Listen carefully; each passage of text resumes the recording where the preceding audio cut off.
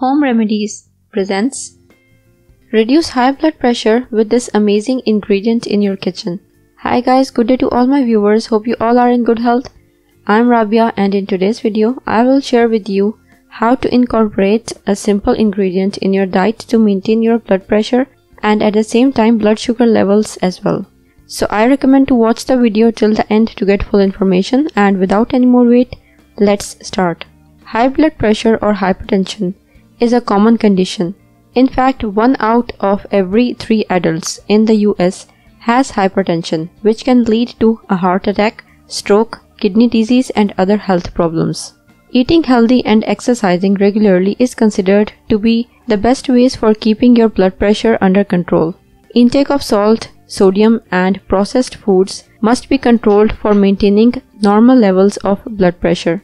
The addition of cinnamon to the diet has been suggested as a means to lower blood pressure. Through data analysis, the researchers found that cinnamon significantly decreased both systolic and diastolic blood pressure by 5.39 and 2.6 millimeters of mercury, respectively. Anyway, the research is mixed on the benefits, and how cinnamon fights hypertension is not fully understood. How cinnamon helps. For instance, animal studies have demonstrated that cinnamon dilates and relaxes blood vessels, changes that can lower blood pressure. Cinnamon is also a source of antioxidants and has anti-inflammatory properties, which can also be involved in controlling hypertension.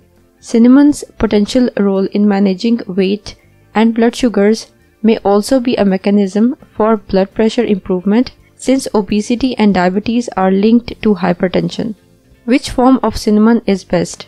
There are 2 types commonly used: Cinnamomum cassia, also known as Cinnamomum aromaticum, which has a sweeter, less intense flavor than true Ceylon cinnamon.